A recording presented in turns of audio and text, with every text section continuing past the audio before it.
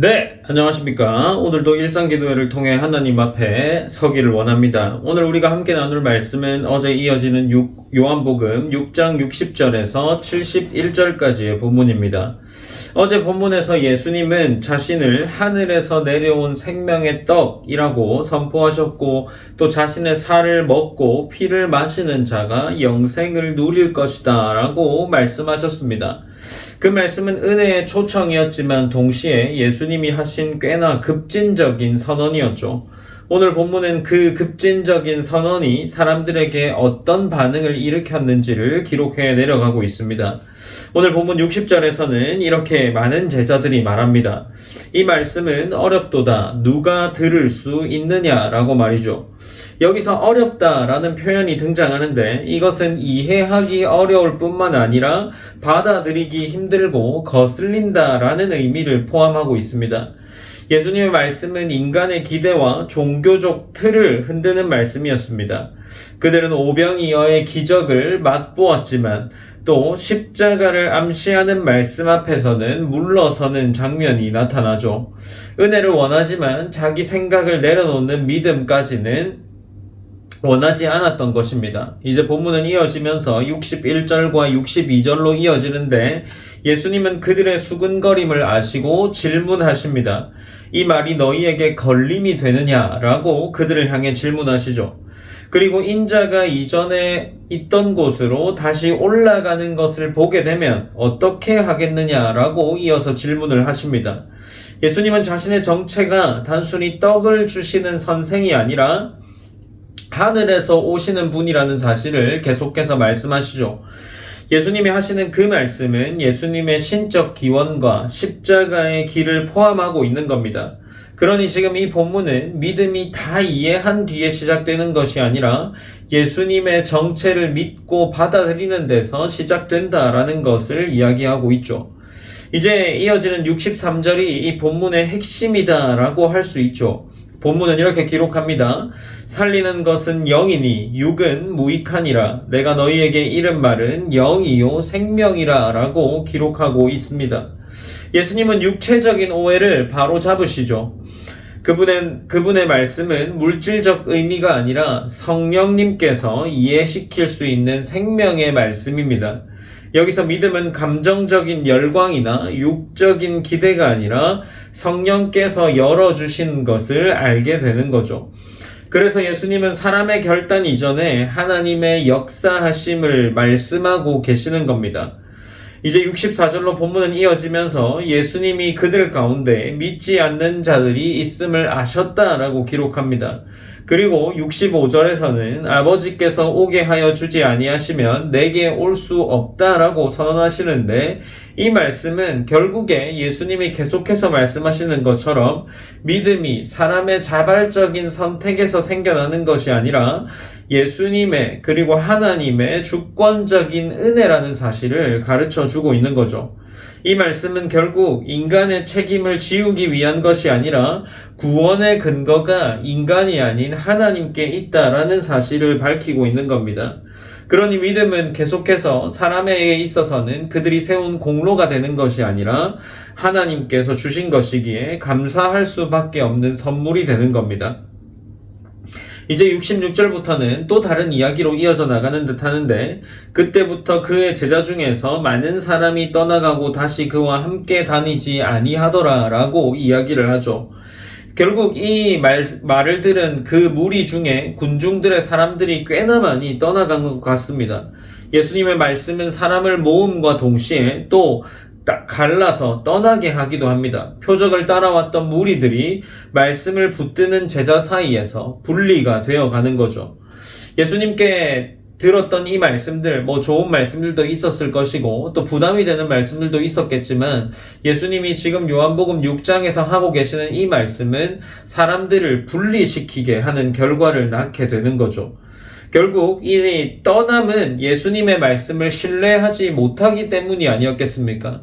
남아있던 제자들은 그럼에도 불구하고 예수님을 붙잡고 나아가려 했지만 이 예수님께서 육적인 것, 또 자신의 몸과 피를 먹고 마셔야 한다라는 사실들을 사실들을 들었을 때 지금 우리가 오늘 본문 첫 구절에 나타나는 것처럼 사람들이 때로는 수근거리기도 하고 또 묻 모인 사람들 중에는 이 예수 그리스도와 함께하지 않고 이제 떠나는 일이 발생하는 겁니다. 그러니 지금 성도가 보여주는 믿음은 일시적인 열심으로 나타나는 것이 아니어야 함을 보여주는 겁니다. 결국 제자들이 떠나갔다라는 이 말은 우리로 하여금 믿음이 삼위 하나님을 향해 끝까지 나아가야 한다라는 사실을 가르쳐주는 것일지도 모르겠습니다. 이제 본문은 67절부터 69절까지로 이어지면서 예수님이 이 떠나는 장면들 이후에 제자들에게 묻습니다. 너희도 가려느냐라고 물어보는 거죠. 그때 이제 베드로는 고백합니다. 주여 우리가 누구에게로 가오리이까? 주께 영생의 말씀이 있다라고 고백을 합니다. 이 고백은 이 베드로의 모습을 볼 때 완전함이 생긴 믿음이 아니라 그가 예수 그리스도를 생각해 볼 때 지금 현실에 있어서는 그가 가장 신뢰할 만하고 지금 적어도 6장에서 하신 말씀이 베드로에게는 신뢰할 만한 말씀이었기 때문입니다. 베드로는 이후에 나타나는 13장과 18장, 요한복음 13장과 18장에서 여전히 완성되지 못한 미성숙한 믿음의 모습을 보입니다. 13장의 장면에서는 발 씻음을 향하는 예수 그리스도를 이해하지 못하는 장면이 나타나고 또 18장에서는 예수님을 3번 부인하는 장면도 기록됩니다. 그러나 베드로의 지금 태도는 믿음은 모든 의문이 사라진 상태가 아니라 그럼에도 불구하고 예수님을 붙드는 모습이 있어야 한다는 것을 보여주고 있는 거죠. 이제 본문은 이어지면서 70절과 71절로 이어지는데 예수님께서 그의 제자 중에 그를 배신할 사람들이 있다라는 것을 말하면서 또 다른 긴장이 유발되고 있습니다. 12 중 하나가 예수님을 배반할 사실, 배반할 것이 유다라는 인물에게 일어날 것이다 라는 것을 암시하고 있는 거죠. 공동체 안에 있다고 해서 지금 여전히 제자 곁에서 이 예수님을 떠나지 않고 있다고 해서 믿음이 보장되지 않는다라는 것을 보여주는 사실이 아니겠습니까?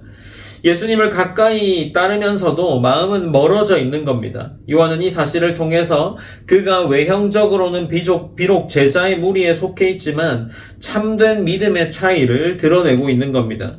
끝까지 남는 것은 이런 겉모습, 외형적인 소속이 아니라 하나님을 향한 실제적인 신뢰라는 사실을 우리에게 가르쳐주고 있는 거죠. 결국 이 요한복음 6장 60절에서 71절까지의 말씀은 이 두 가지의 반응을 보여주고 있습니다. 떠나는 사람들과 남는 사람들인 거죠. 예수님의 말씀은 편안함을 보장하지 않습니다. 하지만 생명을 약속하고 있습니다. 이해되지 않는 부분이 있어도 우리가 붙들어야 할 것은 어떤 다른 우리 안에 있는 경험적인 판단의 기준이 아니라 그분이 하신 말씀이 무엇이냐라는 겁니다. 오늘 우리에게도 같은 말씀이 주어집니다. 질문이 주어지겠죠. 너희도 가려느냐? 라는 예수님의 질문이 우리에게 주어질지 모르겠습니다. 그 질문 앞에서 우리 또한 베드로와 같이 주께 영생의 말씀이 있다라는 이러한 고백과 함께 우리의 삶의 모습이 예수님을 고백해야 할 것입니다.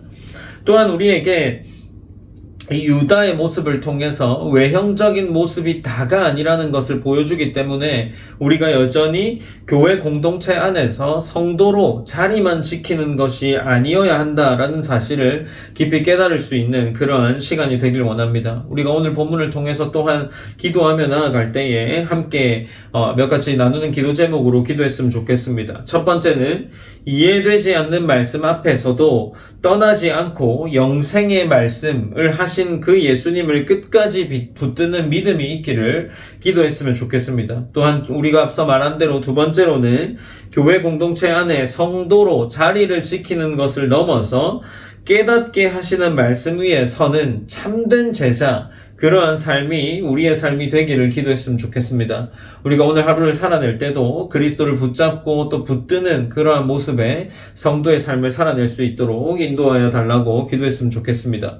제가 기도함으로 오늘 일상기도회를 마무리하겠습니다.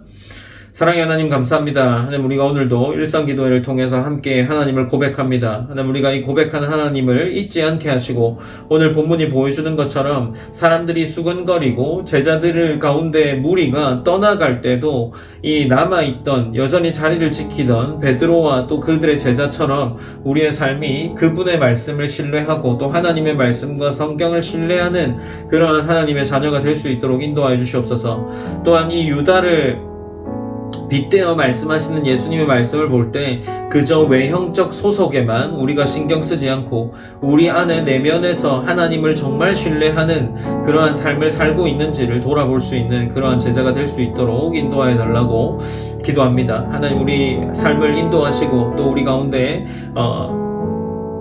우리가 겉보기로만 하는 신앙이 아닌 내면적으로 참된 하나님을 신뢰할 수 있는 그러한 하나님 자녀가 될 수 있도록 붙잡아 주시옵소서. 오늘 하루 가운데에도 이러한 모습들이 나타나게 하시고 그 모습을 통해 하나님께 더 자녀된 모습으로 우리의 삶의 고백이 이어질 수 있도록 인도하여 주시옵소서.